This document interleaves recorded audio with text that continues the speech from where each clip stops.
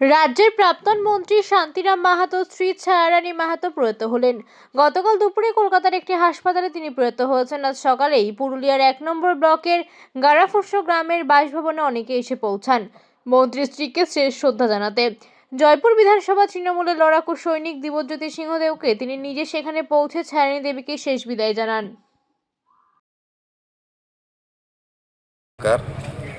আজ আমরা